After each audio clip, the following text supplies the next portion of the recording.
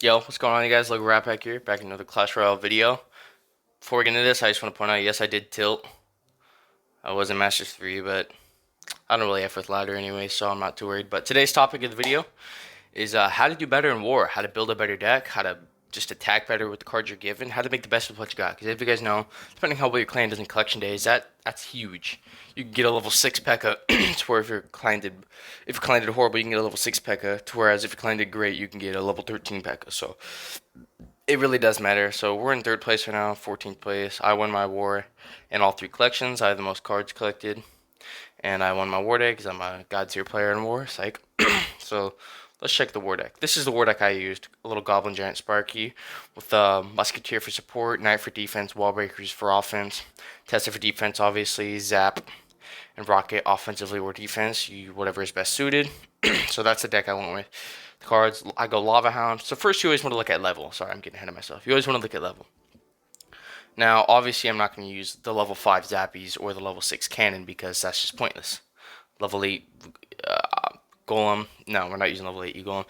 Level 10 is the lowest I'd recommend going in war. Obviously, it varies to each person. If you're a level 8, like my small account, a level 6 is what I'm using, right? So it just all varies on what you have available for you and your level and your clan's cards at the time. But with that being said, if you're closer to my level 10 is the lowest you should go if you're close to my level. So we don't even want to look at the bottom four because that's just my bad for not upgrading them. It's not even the clan's fault. This, however, the Mega Knight, the Royal Ghost, Ice Spirit is the clans. I have higher level than that, but that's not available. And you see, like, if I had higher level Firecrack, it'd be higher level. Same thing goes for Hog Rider, as if it's 1300 out of 400. So you want to look at your clan levels. You always want to do that. So we looked at all these cards. I don't really like Lava Hound. I could have done Lava Clone. There's Baby Dragon, Lava Hound, Clone Spell. There was a Tesla and Musketeer. So you could have gone Lava Clone with the Rocket there, but you could even go God Barrel as your win condition. So to build a good deck, you always want to go with a couple things. You always want to make sure you have your win condition, which in my case is the Sparky. Now your win condition can be many things. It could be Sparky as it is here. It could even be your Goblin Giant. It could be your Wall Breakers. It could be Lava Hound. It could be Roar Recruits. It could be Goblin Barrel. It could be Hog Rider, as many of you guys probably play as. It could be Mega Knight, and it could be Eagle. In my case, I decided to go Sparky and Goblin Giant as my win condition because Goblin Giant, Sparky is already an archetype, so we know that already, so that's what I went with that. Also went with Wall Breakers just to split at the bridge to apply pressure. So I got my win condition and my tank. You don't always need a tank, but you always do need a win condition. You're not going to win if you don't have a win condition. That's just plain and simple. You need a win condition to win your game. So once I did that, I got my tank, my win condition, which are together the Goblin Giant and the Sparky. And I said, okay, I need support. I need something that shoots air. So I went Musketeer. Boom, perfect. Then I said, okay, I need a tank, a tank killer.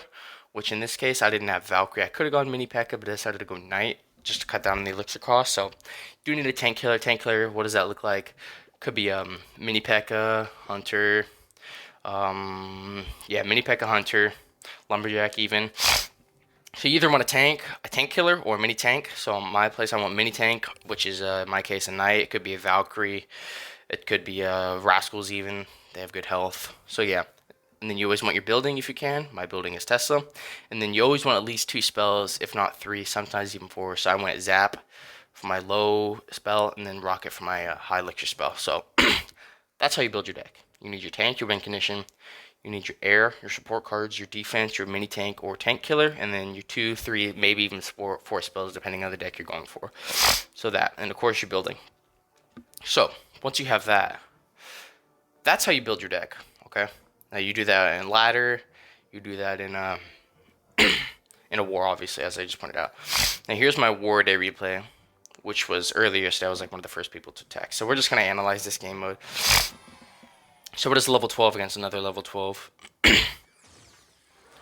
So I start with the Sparky. My cards, if you guys notice, weren't even that high. I only have a level 10 Sparky, so he's leaking. You never want to leak elixir, as you guys can see up at the top. Let me just drag this to cover that balloon. There we go. So he was leaking. You never want to do. You never leak elixir. And I go kind of ballsy. Usually you don't want to start your full push right away. But I knew the Goblin Giant would take care of the skeletons, which would have the Sparky take out the Witch. So he does good. He puts the Giant Skeleton to take care of my Sparky, but we do get a good Goblin Giant connection. Pull the Giant Skeleton to the middle. Now, I thought this worked out perfectly. It would hide, but I didn't even notice the knight. So I'm like, oh shoot, I could defend this. Princess locks onto the musketeer. Knight does get a hit on the musketeer. That was a poor placement by hand. I should have grabbed log, but it wasn't there. And my zap is lower level than my log. So you gotta make do with what you got. That's just part of war. So we zap it. If it was log, it would have taken care of the girl rascals and the princess perfectly for a nice positive elixir trade, but it didn't. We had zapped. So we did a 5 for 5 there. Now he caught me off guard. I had nothing in hand, and I actually played that goblin giant poorly right there. I meant to put it back on the goblin barrel goblins, so that way the spear goblins would chip at him, but I misclicked and they targeted on the miner. So that was my bad. So I knew we were up elixir because we had a full health goblin giant coming. Walbrook's the support. He puts the knight, wasted elixir, doesn't even kill it, and then we get the splash damage on the knight. So that was perfect. So he has a knight and a witch.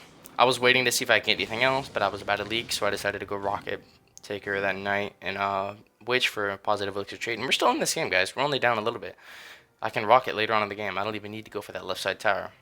I know that, so I'll wait to see what he does, knowing he's up elixir. I wanted to see what he played.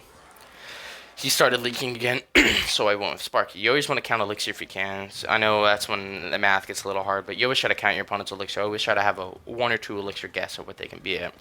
It was just kind of count back, like, okay, they played this, which is 5, they played this, which is 2, so they should be at this, etc. So zap, just reset.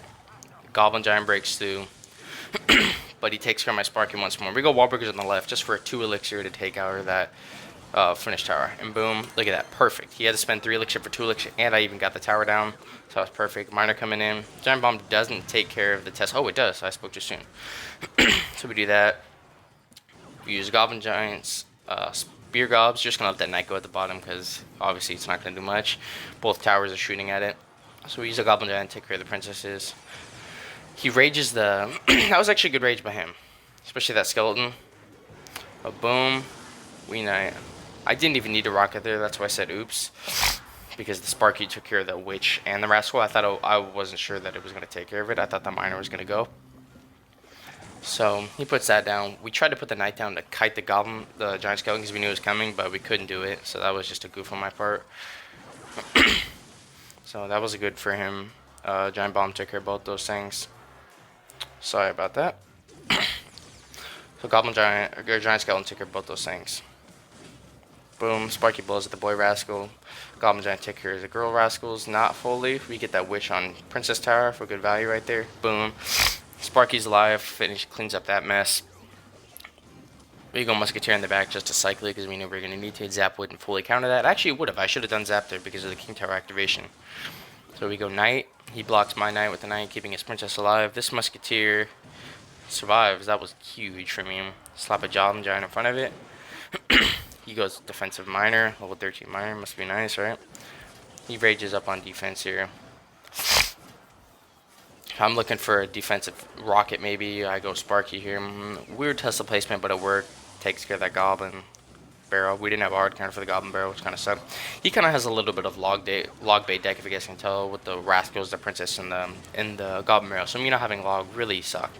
So we get a nice Goblin Giant connection. He goes to log barrel, or Goblin barrel rather, sorry. So I decided to wait, take a few hits to make sure we can zap up that boy Rascal as well as the Goblins. Once again, I tried to pull that giant skeleton back, but it didn't work. Goblin Giant in the pocket. He rages up his defending troops in King Tower. We're going for a cheeky little rocket. We do clean up those rascals, so it was worth it. About a 1 elixir rocket with Princess Tower damage. That was perfect. I thought I lost here. That night, you heard the noise for it getting that hit, but it didn't. And I know he doesn't have a spell, so I'm like, oh, okay. This is why you always want a spell, so you can finish the game. If this guy had a spell, even log, zap, even freeze, for heaven's sake, could have finished this game. We get a nice Goblin Giant connection. We send the rocket in, and we zap just in time to get that win. Always got to let him know you're happy. Go, yay, you're happy you win. He was infuriated to the Goblin Giant emote. He was upset about that one. So, yeah. I hope this video was informal. How to build a better deck for war. How to do the best with what you got. You know, the cards dealt. Figuratively and literally. Build your best deck using those tips that I gave out. Always want to go with that. And then just how to play better. If that helped, hopefully they did, guys. This has been Logan Rat Pack. Keep on clashing.